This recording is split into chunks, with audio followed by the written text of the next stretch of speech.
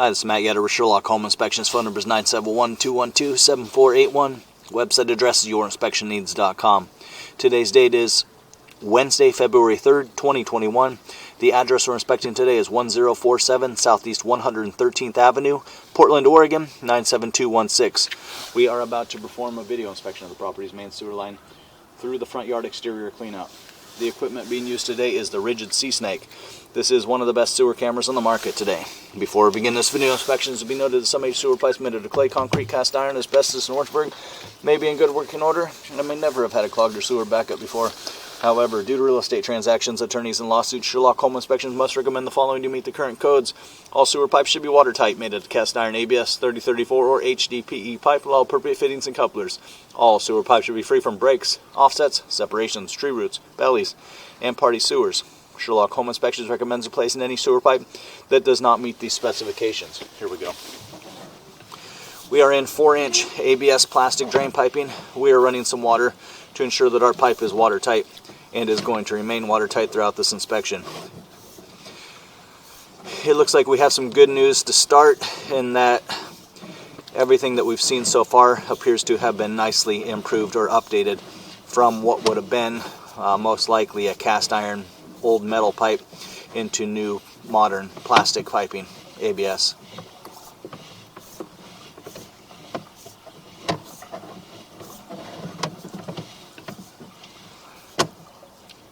As we get out here in the front yard, the pipe does sag a little bit through this area. So we go underwater there at 13 feet, and then we pull out of it at about 15 feet. So there's about a 2-foot belly where we got a little bit of a droop in the line. We'll be curious to see when we turn off the water what happens there. We are going to start diving in elevation.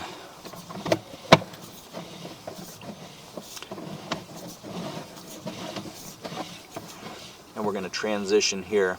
So we're transitioning to 3034 piping.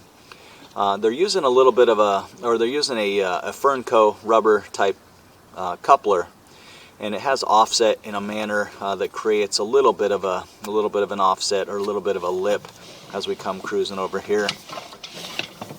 The camera head does make its way up over the top of it, but unfortunately it's not the smoothest connection in the world, so we definitely recommend monitoring this area, and that could need straightening out at some point. So there's a couple things. We're seeing a little bit of a sag in the line, and we're seeing a little bit of an offset in the pipe there.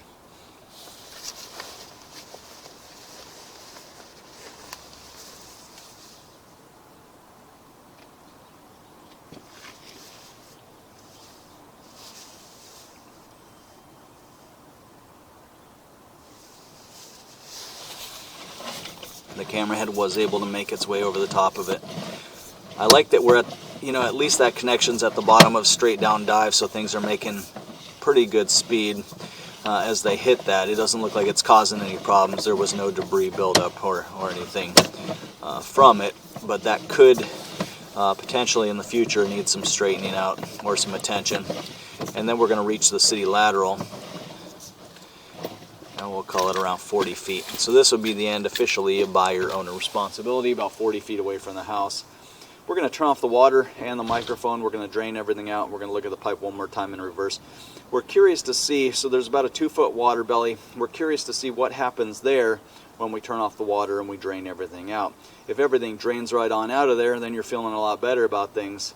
But again, it still is one more reason to have a sewer scope performed periodically to keep an eye on things. There's a little bit of an offset, and there's a little bit of a water belly. The good news is this has been updated. It's been replaced. This is a large ABS pipe. The chance of that clogging or backing up is not very good because it's plastic piping, because it's larger than even the standard 3-inch size. So it appears to be in pretty good condition. But yeah, we're hoping when we turn off the water, everything kind of drains right on out of there.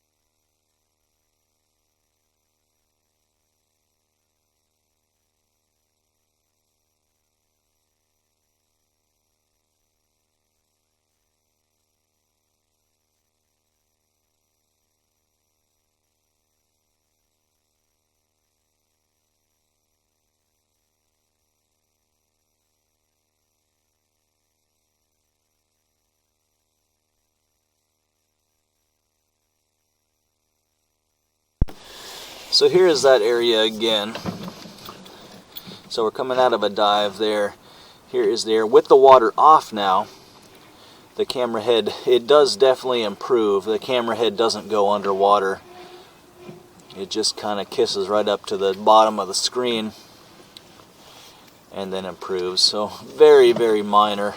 But there is a little bit of a belly in the line. I like that when we turned off the water it did improve. So again, I think I would recommend having a sewer scope performed periodically.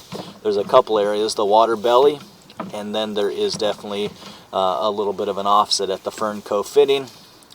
So something to keep an eye on. You could also take this video and the report and pass it on to a drain repair specialist before closing. So we'd recommend that too. Let them watch the video and look at the report and to determine, get a second opinion on what he thinks about that. But I think at this point, this is more of a monitor type scenario, and then repair and or replace as needed by a licensed and qualified drain professional. So the recommendation would be to monitor every couple of years, keeping an eye on things for the offset and for the water belly, and then also before closing, as precaution, passing the video and the report on to a drain repair specialist to deem repairs in this area. But as you can see, with the water off, things did drain out of there, and we no longer have the camera head submerged.